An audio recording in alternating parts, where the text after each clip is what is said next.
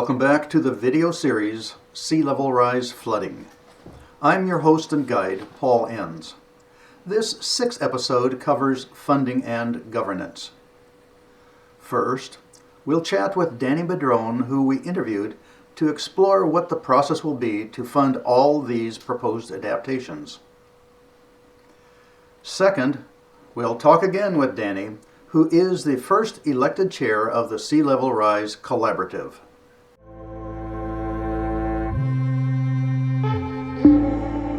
Please tell us who you are and what it is that you do. My name's Danny Madrone, and I serve on the Olympia City Council. And on behalf of the city, I serve on the Sea Level Rise Response Collaborative, where I am the chair. Today we're going to be talking about the cost of the sea level rise flooding and the planning for that. The cost of action versus inaction is, well, it's very steep. Inaction would mean that we don't do anything at all. And that would mean we lose our wastewater treatment facility to rising sea level. It doesn't function at all if seawater inundates it, because it kills all the bugs that break down our waste. And so that would be really bad for Puget Sound. And there are other costs of doing nothing, which is the loss of our downtown, which is a huge part of Olympia's history and a big part of our culture. It's a hub for our community. And it's also the transportation between East Olympia and West Olympia would be lost. There would be a huge disconnect right in the middle of our city, and very, very difficult to get around. So what's the total range of costs over time? The total range of costs over time, we've got it broken down into near, mid, and long-term costs. Near term being 0 to 5 years and up to 6 inches of sea level rise, and that's about $1.25 million of investments in that 5-year period. Midterm, we're looking at 5 years to 30 years, and that's up to 24 inches, so 2 feet of sea level rise, and it gets a little bit steeper there. 16 million to 26 million in costs are anticipated. And long term, 30 years and beyond, and for up to 68 inches of sea level rise, we're looking at 190 to 350 million. How will these costs be shared with the collaborative partners? So that is to be determined, and it is a key challenge that we're going to figure out with the Sea Level Rise Response Collaborative. But the intention is that the costs will be shared equitably, based on the benefits and the impacts among the jurisdictions, but also looking at not just the partners in the collaborative, but property owners and the community as a whole benefits. With the lot treatment facility, most of us send our waste down to lot, and so we all benefit if by protecting the treatment facility. So costs we're gonna do our best to make sure that costs are equitably shared among all the partners and among the community. So some of the near-term costs involve upgrades to our stormwater system. I mentioned previously we've already replaced 22 tide gates in our stormwater system, which keeps the seawater from flowing up through our stormwater system, which can be really bad. And the next and largest one that we have, it's a 48-inch tide gate that we're going to be installing in the stormwater system. Is that alone will cost $200,000. And in terms of mid and long-term costs, Percival Landing is something that we hope to protect, and the midterm costs for that are 11 to 13.5 million, and the long-term costs are between 85 and 105 million. And then there's also the area around Capitol Lake, because that's a source of flooding right there. Maybe it won't be a lake by the time we get to that point, but we'll just see. But either way, there will have to be something that prevents flooding into that area of downtown, and that's expected to cost anywhere between $3 million and $118 million. What about some of the components of all of this?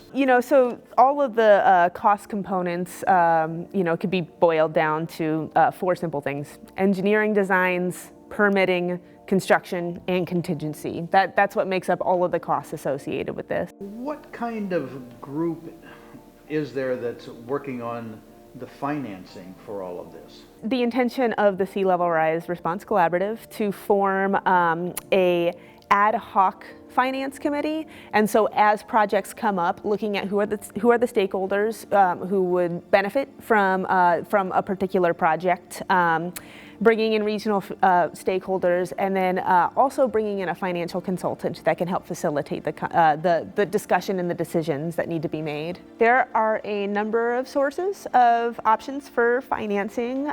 Some of that is through the federal government. Army Corps of Engineers has funding opportunities.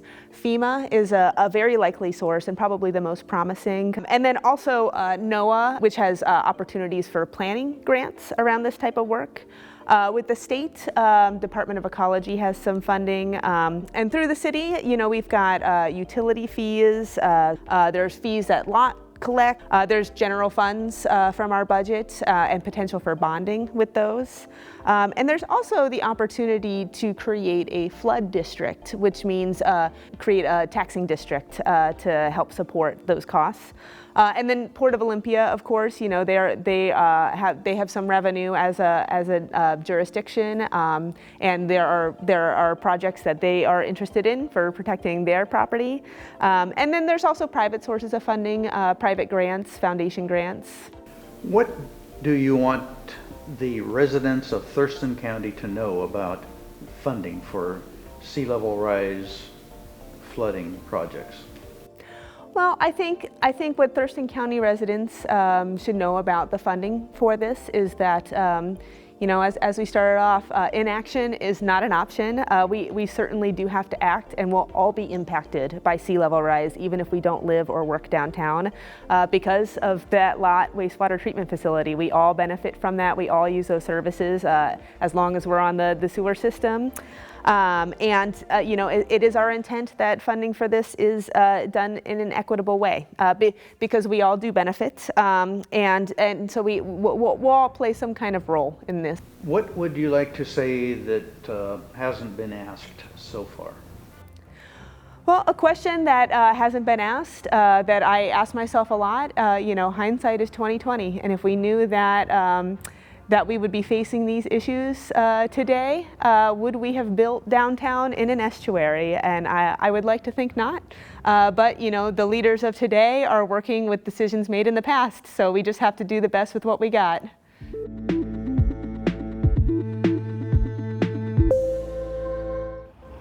The Olympia Sea Level Rise Response Collaborative is a collaboration of 3 governments. We have the City of Olympia, we have the Port of Olympia, and we have the Lot wastewater treatment facility that have formed an interlocal agreement because we've recognized that sea level rise is a threat to downtown Olympia, which includes Lot and the Port, and the best way we're going to be able to address it is if we all work together. I am involved in the Sea Level Rise Collaborative through my role on the Olympia City Council. I represent the City of Olympia.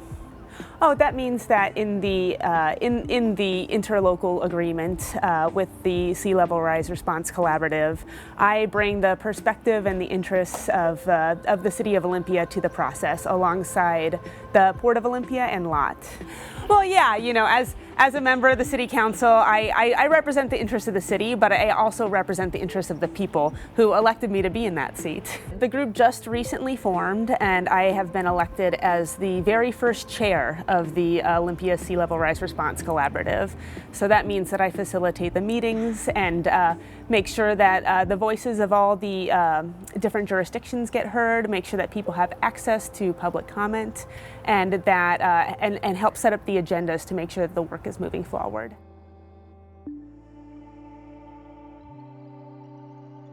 So I don't know that I would describe the collaborative as a separate agency. It is an interjurisdictional committee where we have 3 governments that are coming together to solve a problem together.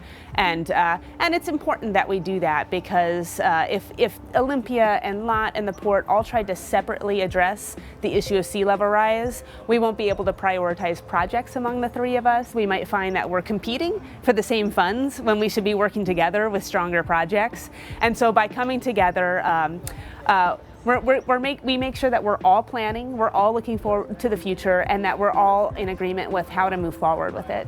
The Sea Level Rise Collaborative has a great process for working together. The City of Olympia has taken the lead on that process, and they've done a fabulous job. City staff are expert on sea level rise, and they have helped bring the rest of us up to speed. They did independent studies originally, and then we all chipped in together to hire an expert consultant to lead us through a process of study, evaluating our vulnerabilities, and starting the process of figuring out our response. And City of Olympia has been at the heart of the process. We couldn't have done it without them. And they continue to lead our collaborative. They have carried the lion's share of the burden on staff, time, and they put a lot of resources into this, and I'm very grateful to them for that.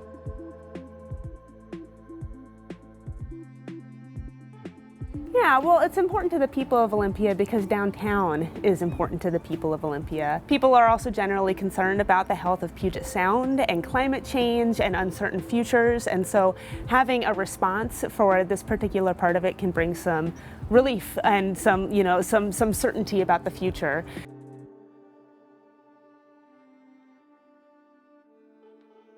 Yeah, actually, the entire city council, including the mayor, has this as a top priority.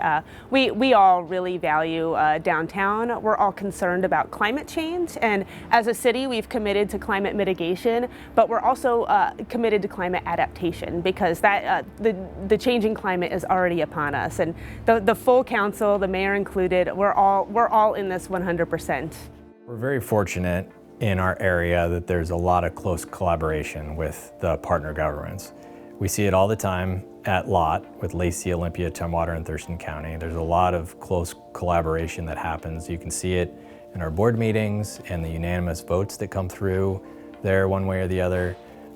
So sea level rise is not surprising that there's a lot of close collaboration. In this case, it's the Port of Olympia and the City of Olympia along with LOT.